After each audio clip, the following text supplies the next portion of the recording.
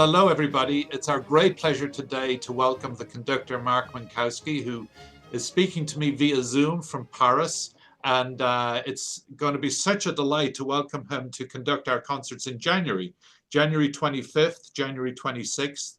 We're calling the concert Minkowski Conducts because it's all about this wonderful conductor who's going to be joining us, who I think initially became very well known for French Baroque music, but of course over the years has spanned the whole panoply of centuries and music making. So Marc Minkowski, you are very welcome to Music of the Baroque. Thank you for making the time to talk to me today. I'm very honored and very happy to be with you. Wonderful. One of the main reasons we've invited you to Chicago is we don't get to perform enough French Baroque work. We do a lot of German Baroque, Italian Baroque, even English Baroque, but it's so exciting to have a French conductor on the podium to conduct French music. I wonder, could we just get your reflections, first of all, on what is French Baroque to you? It's so many things. But if we speak about Rameau, probably one of the strongest genius of all times from the composition world. We can say the French Bach. We can say the French Picasso, if we want, because he's so audacious, so full of image, and he takes risks with harmony, but always in a very scientific way. He plays with our emotions, with harmonies, orchestration. He plays with our heart, not only because sometimes it's extremely sensible and sentimental, but it's mostly very choreographic. His operas are full of dances who are the most incredible symphonic pages of all the 18th century. And he is one of the oldest composer in 18th century who could compose like Les Boreades, that we're going to play some extracts, age 82. A guy in 1764, age 82, completely at the apotheosis of his genius, is something unique in the history of composition, I think.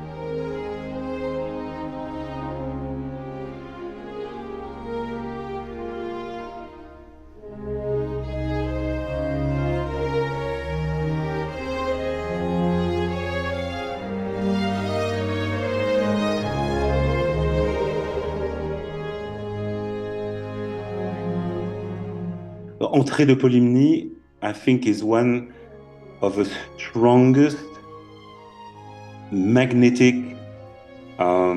hypnotic, moving piece of all history of music. I've done it a lot of times as an encore. I've done it when I did the Boreade complete. I've done it in Boreade extract bouquet. It's difficult to describe. I'm really impatient that the audience can feel it, but it's a feeling of serenity. It's like having an ocean with very controlled waves coming in front of you, delivering the most deep harmony and touching music of all times. It's incredible. Absolutely. It's one of my most favorite moments in the entire Baroque repertoire. And so we can't Yes. wait to hear this. Now, I must also talk to you about what I love about your performances is the energy, the vitality, the rhythmic propulsion. And of course, Rameau is renowned for these magnetic rhythms. And I'd love to hear you talk a little bit about how you approach, the excitement that you're able to get in your performances. Could you share a little bit of the secrets with I'll this? try. I'll try. Well, originally, I'm a bassoon player. When you play the bassoon, you have to love rhythm because you are responsible of a rhythm in the wind section of the woodwinds in the orchestra or in the continuo group in many Baroque works. So this is already something. The other thing is my culture is of course classical, but I love jazz. I love even some, I hope I don't make too much shock, but I love some rock and electro music of our modern times. So for me, this rhythmic thing is part of my body, by my culture, my heart, my soul, and always mixing rhythm, sense of rhythm with emotion and contrasts. These are, for me, what these composers want to tell us. And I think this is what the conductor is supposed to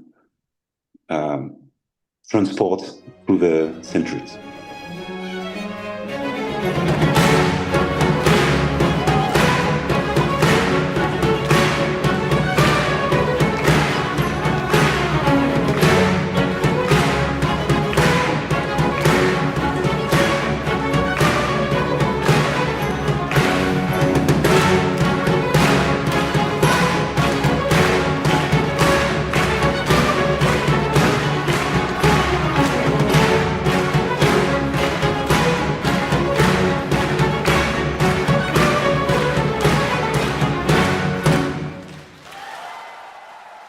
Well, I think this is so telling, your view of music, not just classical music, but the influence of other areas and other musical genres. This brings so much to your performances.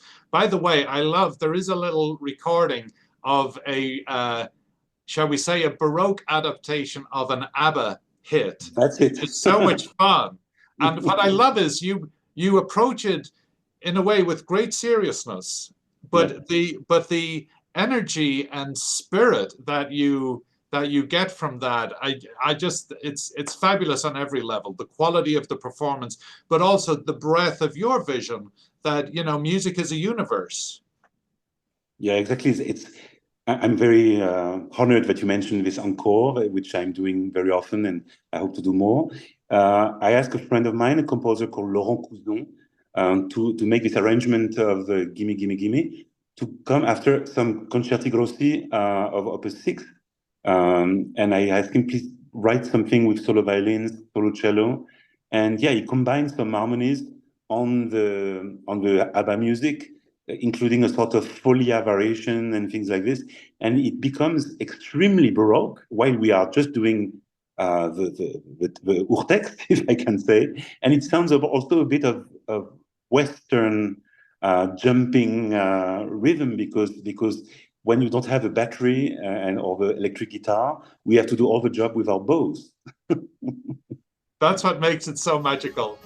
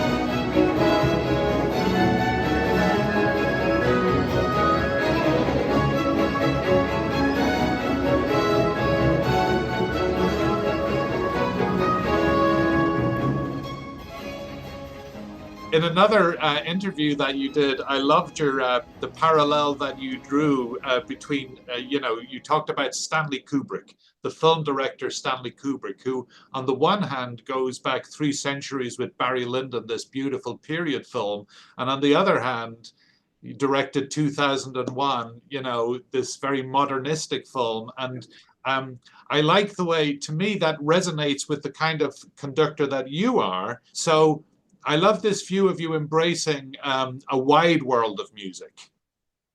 Yeah, thank you for mentioning this. Kubrick is my idol because you have the tradition and the modernity, and the use of music in his films is something unique. It's difficult really to hear Zarathustra before without thinking to 2001 for many years. And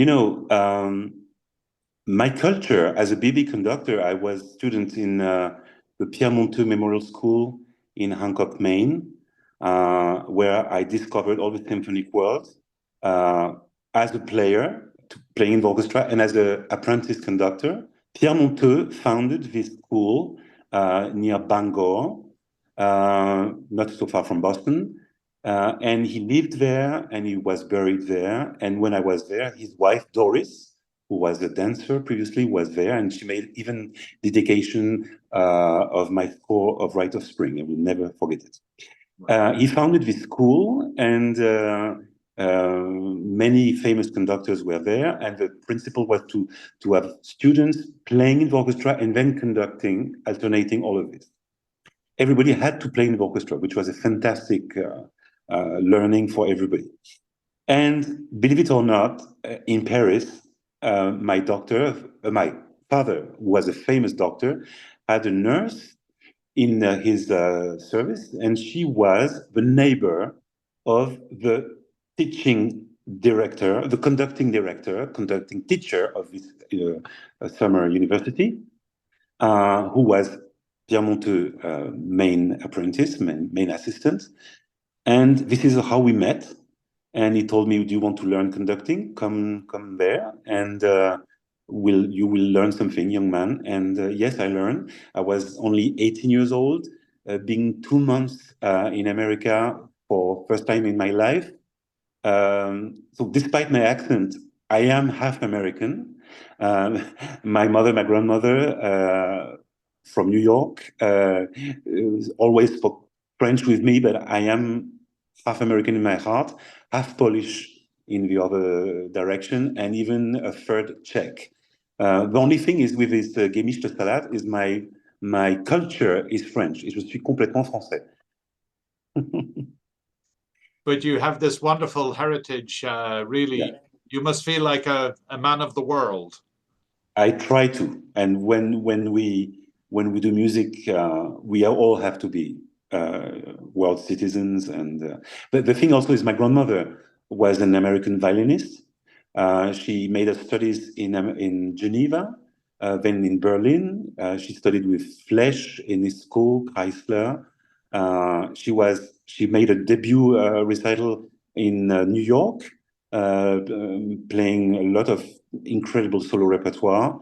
Unfortunately, I'm a bit the same, but I'm more careful. She was very sportive, and she was hiking in the mountains, and she broke her wrist and couldn't play professionally anymore. I'm myself a horse rider, so I already broke my arm, but it's still working. So. But I think it's important being a musician to exercise in life. But anyway, my grandmother maybe transmit to me the musical genes of the family. This is wonderful. You mentioned your interest in horses and the equestrian world. I saw a fabulous, very creative staging, if you wish, of the Mozart Requiem, but with horses from the National Equestrian School in Austria. Tell us a little bit about your passion for that world, which is so far removed from music, but maybe not so much. Exactly, not so much, because in 18th century, the equestrian culture, the dressage culture, was something so elaborate but very often it was based on rhythm, on musical basis, and very often the writing schools were also the same venues where people were performing opera. For instance, in Versailles, every opera by Rameau, Lully, everybody, was first performed in the writing school, prepared into an opera venue, before being performed in Paris. In Vienna, the famous writing school is using a beautiful place, which was for many years a concert hall for Johann Strauss, for several composers. These worlds were very working together. I think a writer was necessarily a musician to understand all the figures you have to do to accomplish the best dressage. So today, of course, we do choreography sometimes. We do modern dance on the most unexpected work. Why not practicing with a whole team something very beautiful, almost like a ballet, as I did in Salzburg with Partabas, with the Mozart Requiem. I will prepare other things in the future. I don't think we need all the time to mix horses and music, but when it's possible, I think it's excellent to bring a new audience also for classical music, because the horse audience sometimes is very curious. And it's good for musicians also to sometimes being more in contact with animals, and anyway, to be in contact with animals who were part of our culture, our living for so many centuries.